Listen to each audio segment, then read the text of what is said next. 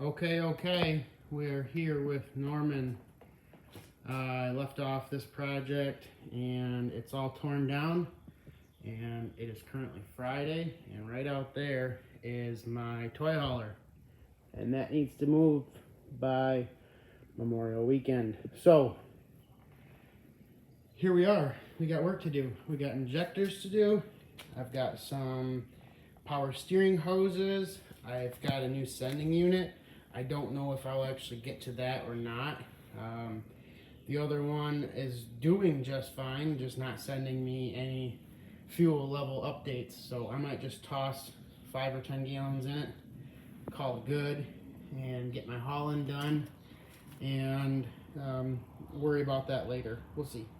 I've got my Diesel Logic injector set here and all the master install kit and cups and all that.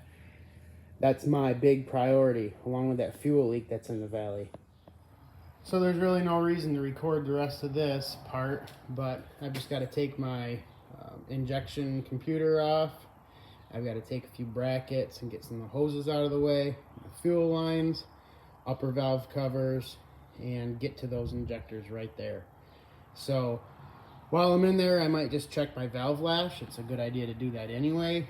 And I set that last time when I did the push rods, but you know, it's good to just check some things while you've got it all apart.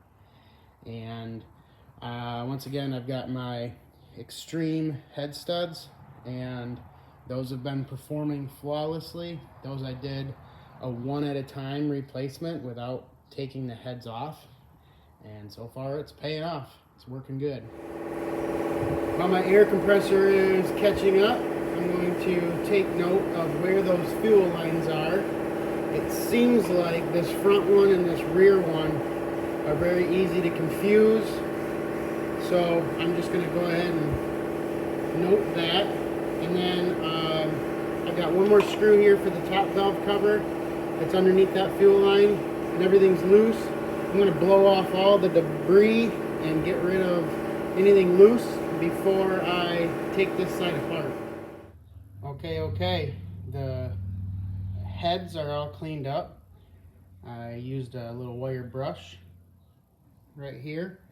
I just cut a piece of brake line and then used a heavy hammer and swedged it onto that twisted up wire that assembles the brush.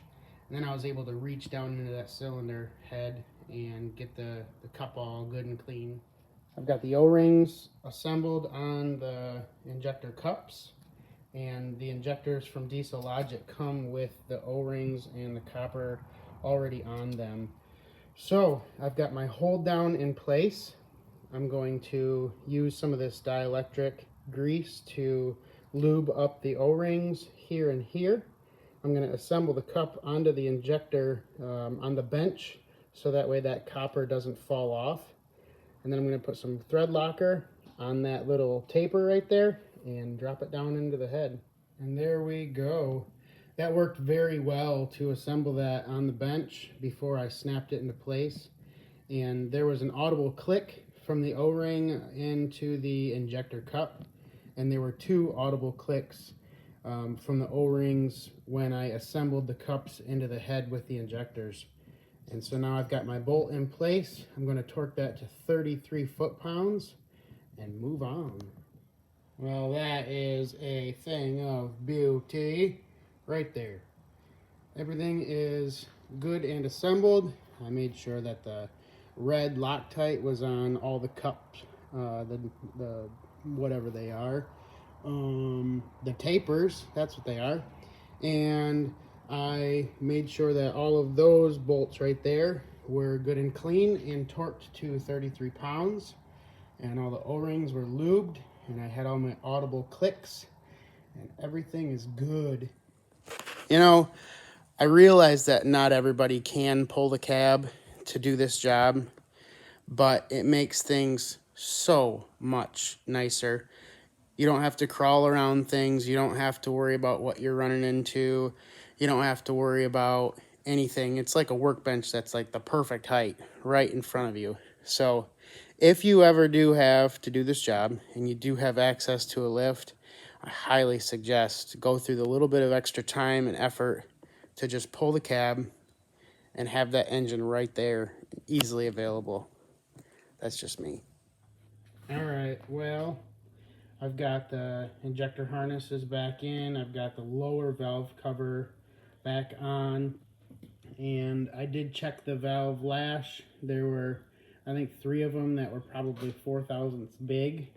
And the other ones were all good and snug at 12 thou. So I just made sure that they were all adjusted correctly. And now it's time to finish up with that upper valve cover, put this side back together, and start on the next.